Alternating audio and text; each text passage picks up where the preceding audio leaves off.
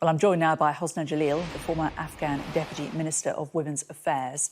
What is the latest that you are hearing about the situation now for women in Afghanistan? Since just the last few minutes that I've been in touch with my ex-colleagues, with my friends, my family in Afghanistan,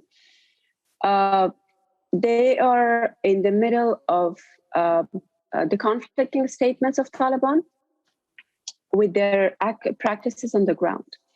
So they give reassuring messages on giving women their basic rights, or ensuring women's basic rights, but their action on the ground or their practices on the ground are different. So they are scared. They are scared of going back or being imprisoned in their houses like they used to during the Taliban's regime back in pre-2001. But at the same time, they are given reassuring messages of having access to education and having access to health centers, and they don't have to be accompanied by men. But they're in the middle of I would say, evaluating it, in the middle of feeling how to evaluate Taliban based on their ground realities or based on their, I would say, statements. And they're also afraid of the fact that they might be giving these reassuring messages just to make sure that they would, that the Taliban might need a peaceful transfer of power. And as soon as the international forces are out of Afghanistan, the 6,000 forces we have, and as soon as Afghanistan becomes irrelevant to the international community, again, all the doors will be shut for them. We saw a video today, one of those videos you've been talking about, the Taliban talking to female workers in hospitals, telling them that they are safe to work. But you know, you're saying the fear on the ground is real, but as far as you know, is the situation on the ground different? I mean, there have been rumours about women being mistreated, but have you heard any of that personally?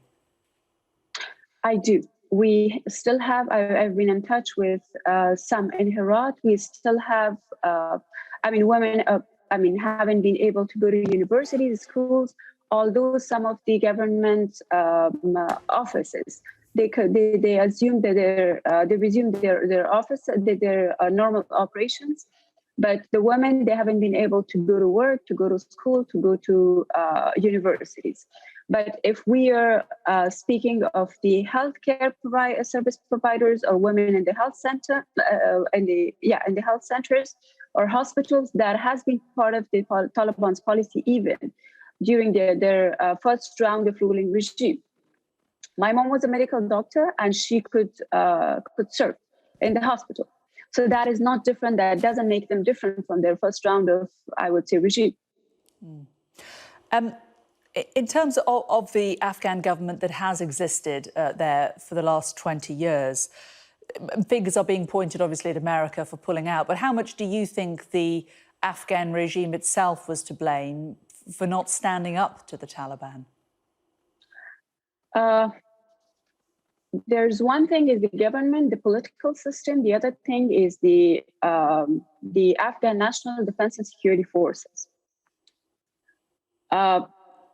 When it comes to the political regime, when it comes to the whole political system, I would say we share the responsibility and we hold ourselves accountable equally, together with our international allies.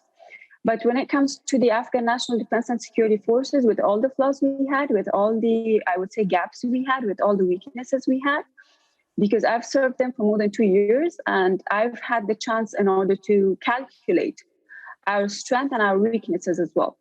I would say we could resist. I would say we could defend. But I again have to repeat myself, we haven't lost the war militarily, we have lost it politically.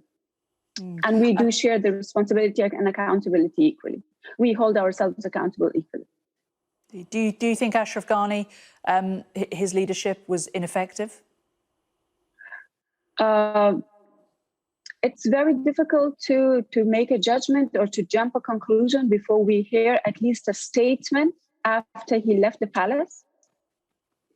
I can't make a comment right now on the effectiveness of his leadership managing the whole situation, the very recent political situation.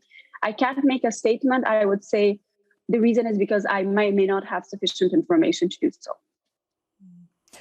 In terms of your role in the government and the rebuilding of women's place in society after so many years of being subjugated by the Taliban, how great a task was it to convince women that they were able to get back out, have an education, take a much more active part in society? Well, definitely in major cities, it has been, of course. In different provinces, depending, there are many factors that affects the whole, I would say, efforts that we have been making in order to make sure that women are aware of their basic rights of access to education, access to health, their food security, shelter, access to justice, I would say employment, and at the same time, security. We needed to make sure that they are aware of their basic rights, but at the same time, they are claiming those rights. That matters. So depending on province by province, district by district, village by village, it could differ because there has been different variables, different factors that could affect that. But I would say because I've also been involved in peace consultation with women across provinces, and all I could hear from them as the red line in the peace negotiations has been the very basic rights of education and access to health services and justice. So I would say it hasn't been a difficult task to convince women to claim their rights. And they equally shared the same concern. They equally wanted the same rights. In terms of what happens now in Afghanistan, there is obviously concern about the Taliban and whether or not this will erode women's rights. And as you said, whether or not that they will keep calm until foreign troops have entirely left and then revert to how they were before.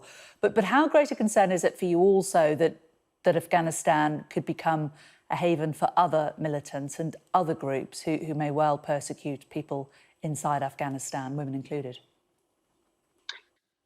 Well, how Afghanistan Taliban used to be the umbrella for more than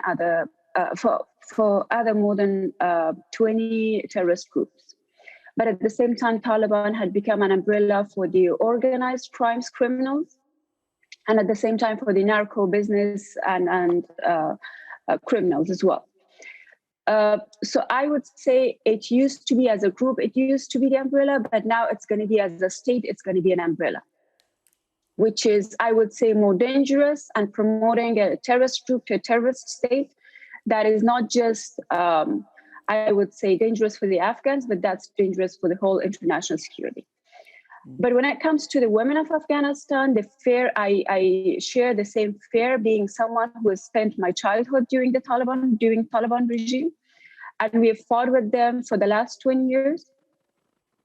I would say that they will adopt the same policies that they used to practice during their first round of regime, and it may be more brutal than what it was.